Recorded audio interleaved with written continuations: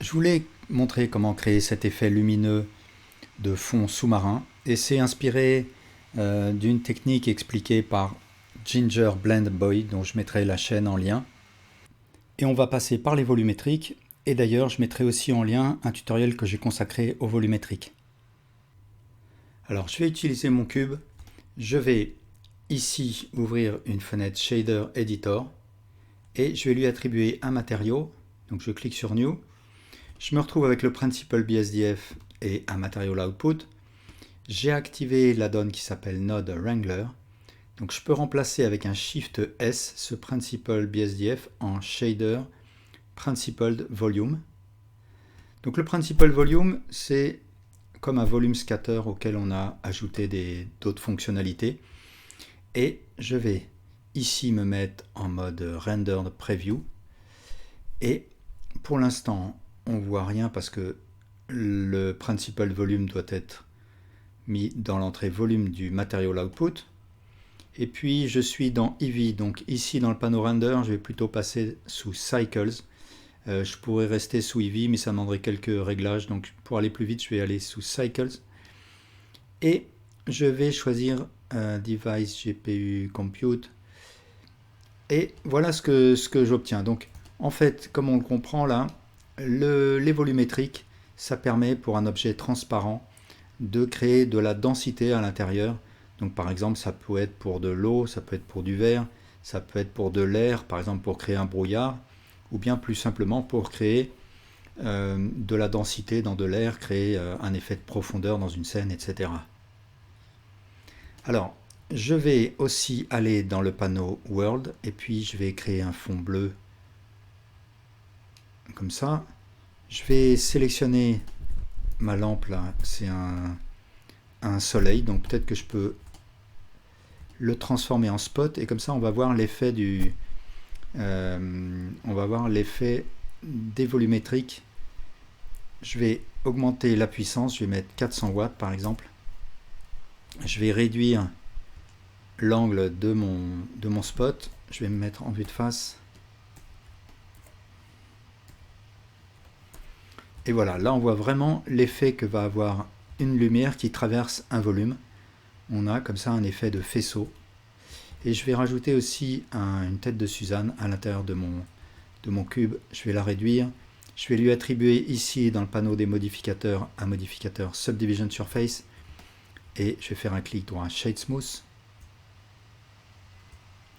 Alors pour créer mon effet de fond sous-marin, je pourrais très bien créer un plan, y faire des trous et la lumière traverserait, créerait une série de faisceaux. Mais je vais m'y prendre autrement, je vais directement jouer sur la texture du volumétrique. Je vais tout d'abord affecter une couleur à mon Principled Volume et je vais brancher un bruit dans la densité, une texture. Je vais d'abord faire un CTRL T de manière à créer cette suite de nodes. Je vais utiliser la sortie Object du Texture Coordinate. Avec un Shift S, je vais remplacer cette image texture par une texture de type Noise par exemple. Je vais le brancher dans l'entrée Density. Et si je joue sur la taille, on commence à voir une texture. Je vais rajouter en aval un converteur Color Ramp de manière à avoir plus de marge sur le contraste et la densité. Et donc là, je vois clairement mon bruit. Je peux le rendre plus net, je peux baisser la densité ou au contraire l'augmenter.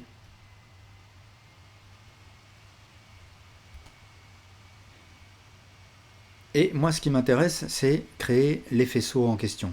Alors, ce que je vais faire, c'est que au lieu d'utiliser le Noise Texture en 3D, je vais l'utiliser en 2D.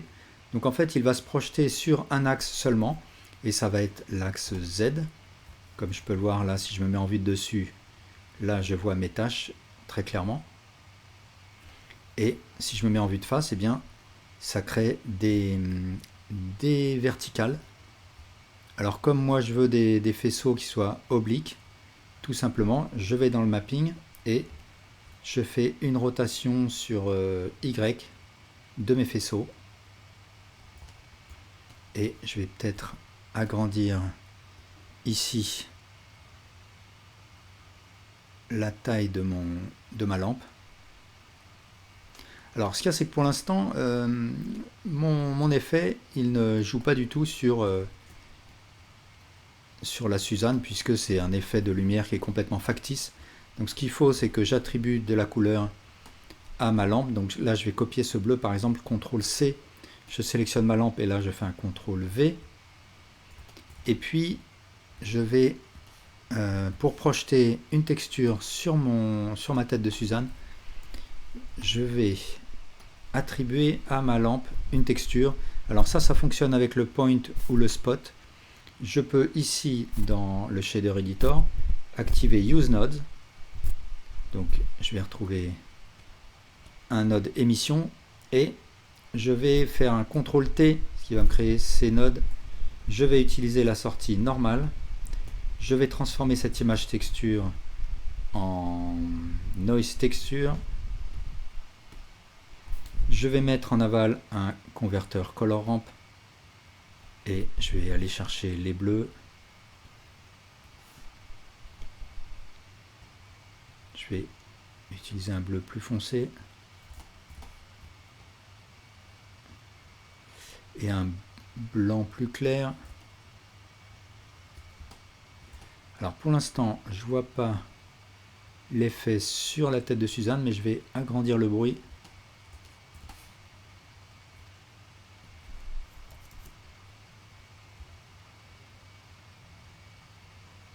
Voilà, là je commence à voir les tâches.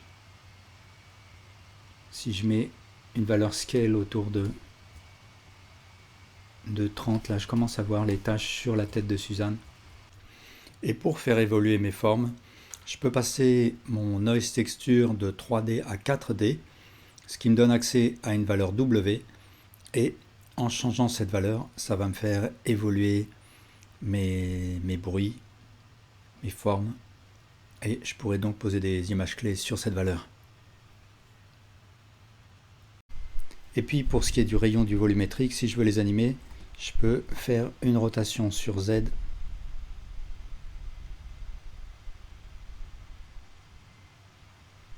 Voilà, merci beaucoup pour votre attention.